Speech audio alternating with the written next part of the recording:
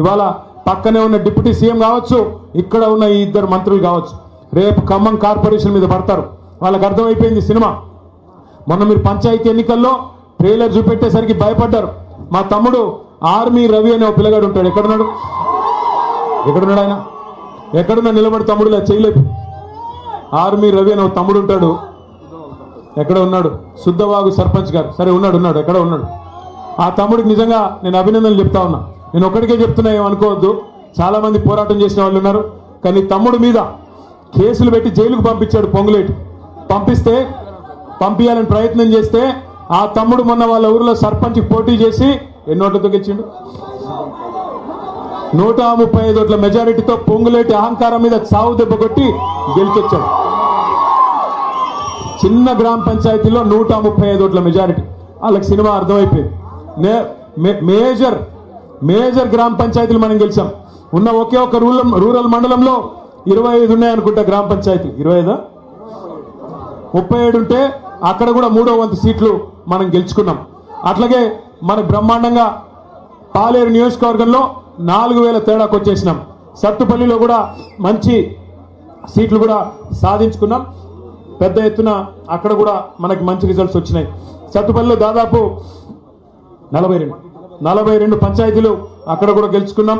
కొద్దిగా వైరాలు తక్కువ వచ్చినాయి, అక్కడ కూడా ఇంప్రూవ్ చేసుకుందాం. మదిరిలో కూడా ఇంకా ఇంప్రూవ్మెంట్కి స్కోప్ ఉంది. మరి రేపు తొందరలోనే మున్సిపాలిటీ కూడా రాబోతా ఉంది. వైరా మున్సిపాలిటీ, ఇల్లందు మున్సిపాలిటీ, సత్తుపల్లి, ఈ జిల్లాలో ఖమ్మం జిల్లా కాడికి నేను చెప్పేది ఏదులాపురం, అట్లాగే మన ఖమ్మం కార్పొరేషను, ఈ ఎన్నికలన్నీ వైరా ఇవన్నీ కూడా రాబోతా ఉన్నాయి. నేను గెలిచి వచ్చిన సర్పంచ్లకు కూడా నేను ఒకటే కోరుతా ఉన్నా, మీరెవరికి భయపడే పని లేదు. తెలుసు ఇక్కడంతా గూండా రాజ్యం నడుస్తుంది ఖమ్మం జిల్లాలో. అంటారు కాంగ్రెస్ ఎమ్మెల్యేలు, కాంగ్రెస్ మంత్రులు, మీరు మా దగ్గరికి రాకపోతే, మా పార్టీలో చేరకపోతే మీకు ఇందిరం ఇల్లు ఇవ్వమంటారు, బెదిరిస్తారు. మీకు నిధులు ఇవ్వం. అరవకరా నాయన, ఆగు, నువ్వు చెప్పేది నేను చెప్తున్నా. నిధులు ఇవ్వమని బెదిరిస్తారు. నేను మీ అందరికి ఒకటే విజ్ఞప్తి చేస్తా ఉన్నా, మనకి ఎవరి మెహర్బానీ అవసరం లేదు. మీకు రక్షణగా గెలిచిన సర్పంచ్లకి మీకు రక్షణగా ఉండేది డాక్టర్ బాబాసాహెబ్ అంబేద్కర్ రాసిన రాజ్యాంగమే మీకు రక్షణ అనే మాట నేను విజ్ఞప్తి చేస్తా ఉన్నా.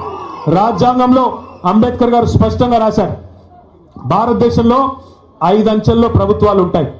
పైన కేంద్ర ప్రభుత్వం, కొద్దిగా కిందికి వస్తే రాష్ట్ర ప్రభుత్వం, ఆ తర్వాత జిల్లా స్థాయిలో జిల్లా పరిషత్తు, దాని కిందికి వస్తే మండల పరిషత్తు, మున్సిపాలిటీలు, కింద గ్రామ పంచాయతీలో సర్పంచ్ గారు.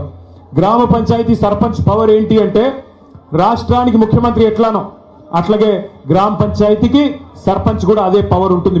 మీరు ఎవరికి భయపడాల్సిన పని లేదు. ఫైనాన్స్ కమిషన్ ఇచ్చే డబ్బులు మీకు రాజ్యాంగబద్ధమైన హక్కుగా ఎవరి మెహర్బానీ కానీ ఇంకోటి కానీ అవసరం లేకుండా డైరెక్ట్గా పంచాయతీల ఖాతాల్లోకి రావాలి. ₹1 ఫైనాన్స్ కమిషన్ డబ్బులు విడుదలైతే అందులో 85% డైరెక్ట్గా గ్రామ పంచాయతీ అకౌంట్లోకి వస్తాయి. ఒక 10% మీకు మండల పరిషత్ అకౌంట్లోకి, 5% జిల్లా పరిషత్ అకౌంట్లోకి వస్తాయి. అట్లా ₹1 సద్వినియోగం కావాలి. కేసీఆర్ గారి ప్రభుత్వం ఉన్నప్పుడు ₹1 ఫైనాన్స్ కమిషన్ వాళ్ళు రిలీజ్ చేస్తే మరొక ₹1 మనం రాష్ట్ర ప్రభుత్వం నుండి రిలీజ్ చేసి పల్లె ప్రగతి అనే కార్యక్రమానికి శ్రీకారం చుట్టి నెల టెన్షన్గా డబ్బులు ఇచ్చేవాళ్ళం.